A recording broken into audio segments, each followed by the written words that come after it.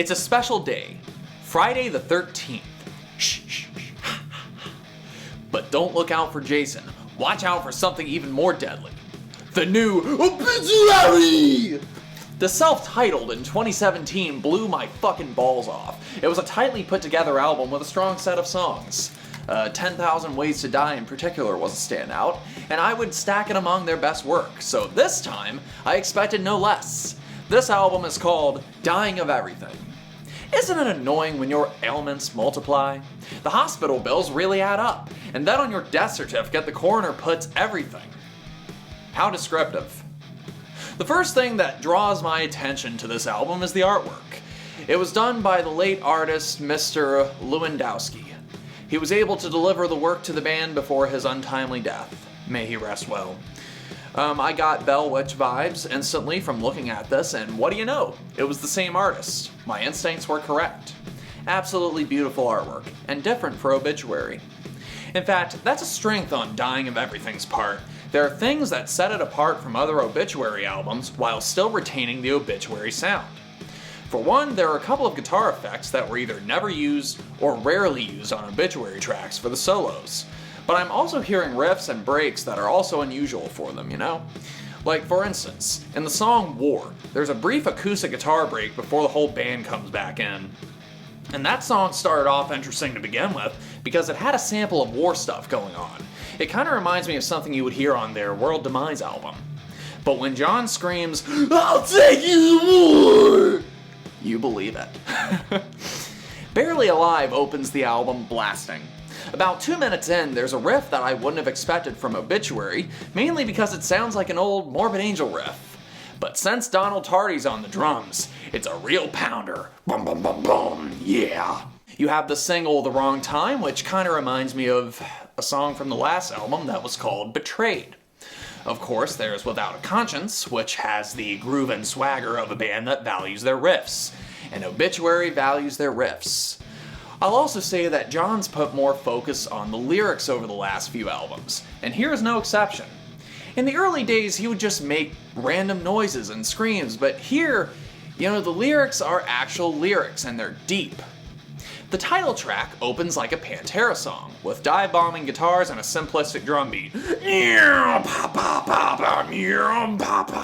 There are even growly Freddy Krueger-type vocals mid-song. And I gotta say, Ken Andrews is letting his guitar prowess shine. The best guitar solo on the album here. And on the rest of the album, really, the guitar solos have these modern guitar solo techniques that are common in metal, but he doesn't overdo it. This isn't Van Halen. Obituary's strength has always been in brevity.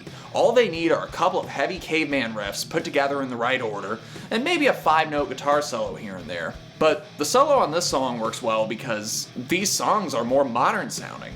Also, John's voice is getting higher and higher pitched, and there's so much power behind his vocals. Every syllable that has actual words, it's the result of what he's been doing since the 1980s, and he's taking care of his voice. And his voice is even better live, so I'm sure that these songs are going to go over real well the next time I see them.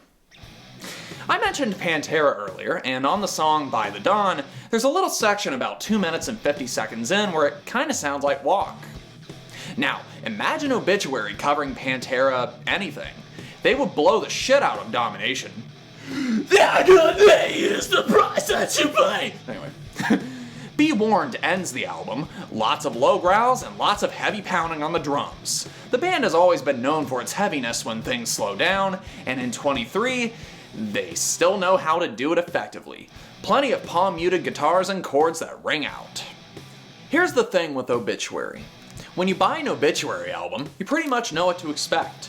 You got your caveman riffs that are simple, you have a lot of mid-tempo songs, not much in the blast beat department because it's not really needed for Obituary, and every once in a while John Tardy goes "Row!" But this album subverts those expectations just a little, in nothing but pleasant ways. If you release the same album over and over, you get boring. So for the minor amount of people who feel like Obituary haven't really evolved past the incomplete, well, here's your answer.